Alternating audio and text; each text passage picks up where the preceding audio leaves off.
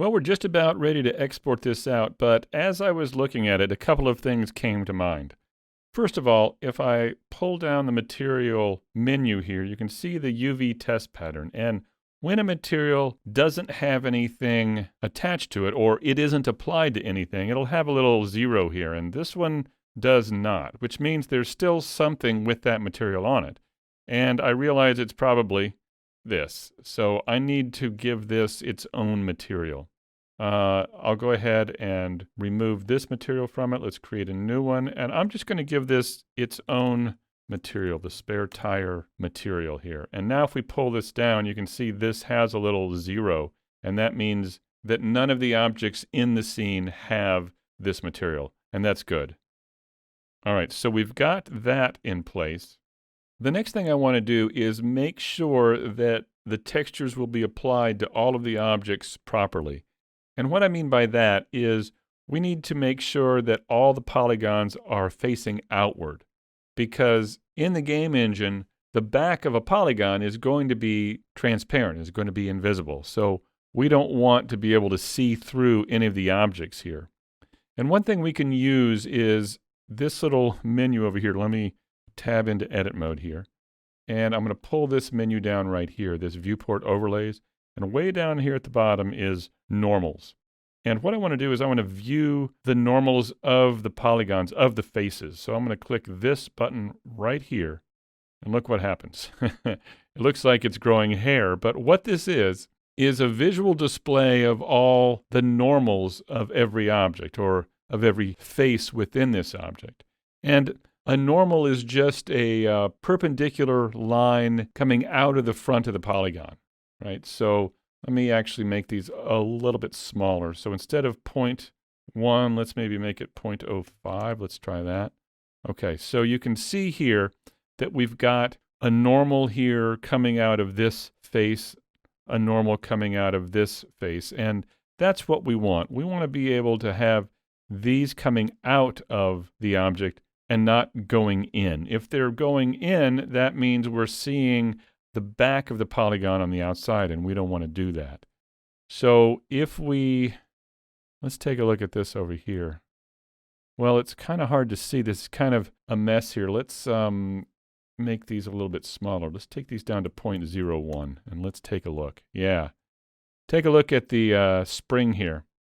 You can see that all of our polygons here, let me select this whole thing and zoom in, and I'll also press Shift H to hide it, to hide the rest of the vehicle here. And then let's hide the spare tires and the machine gun. Okay, so we just have this now. And you can see that the normals are going inside. They're going in. And if we hit Alt-Z, we can't see the normals at all. They're just on the inside here. You can right up here. So this is what we do not want. What this means is that when we take this into Unity, it's going to look like this. It's going to look see-through, and we don't want that.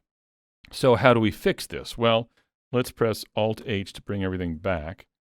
And the way we can fix this is to recalculate all the normals so they're on the outside of the polygon. So let's select everything here with the A key and then go up here to Mesh, Normals, and recalculate on the outside. There we go. Now if we come down here and look at this spring, you can see they're on the outside. That's what we want. All right, let's take a look at the other parts here. I think the other parts are probably okay. But let's take a look. Let me hide the vehicle here. Tab into edit mode.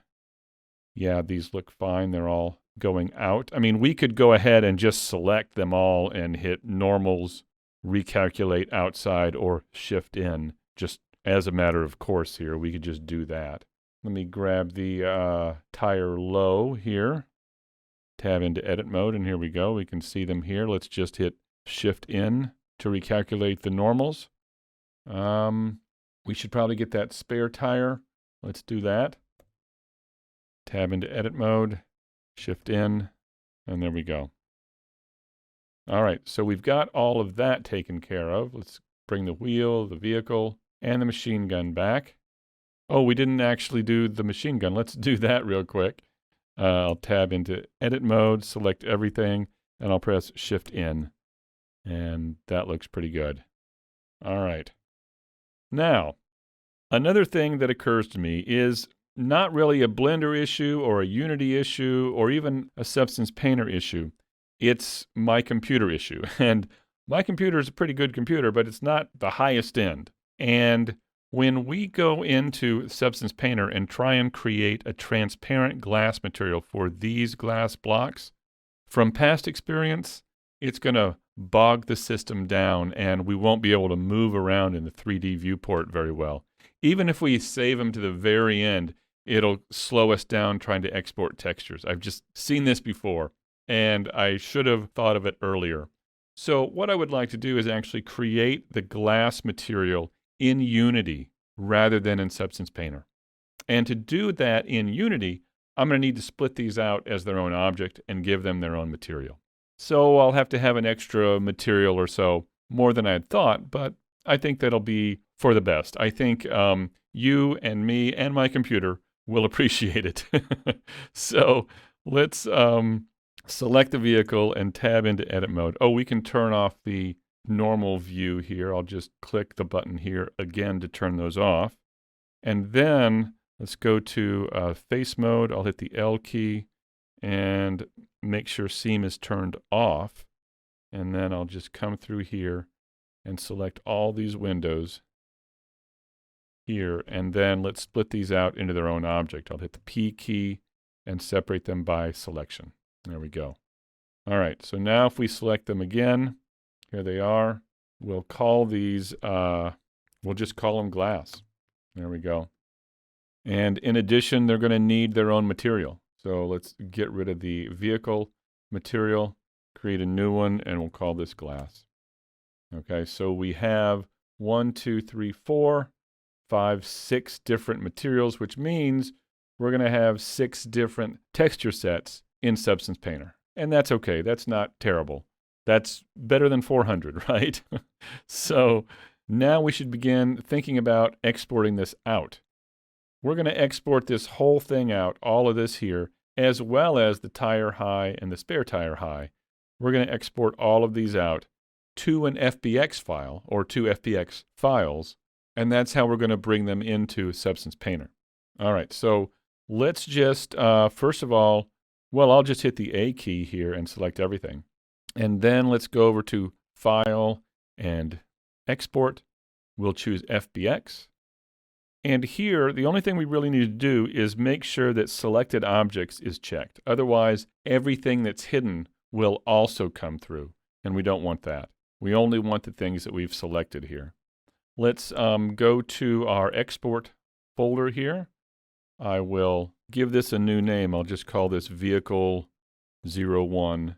And if I hit Enter, it'll add FBX to that. And let's click Export. All right. Now also, as I said, we need the tire high poly versions. Let's hide everything here and bring back, say, the tire high. Here, we need to export this out because we're going to use this with the low poly tire to create a normal map in Substance Painter. So with this selected, let's come over here to File and Export, choose FBX. This is still selected over here. And let's give this a name. Let's call this Tire 01, and we'll export this. Okay. Now let's come over here to the spare tire high. Here it is. Let's select that. And then let's once again go to File, Export, FBX. That's still selected. Let's call this Spare Tire 01 FBX and export. All right, so I think we're now finally ready to begin the texturing process. So in the next section, what we'll do is we'll open up Substance Painter. We will bring these FBX files in, and we'll begin assigning our textures. That's coming up next.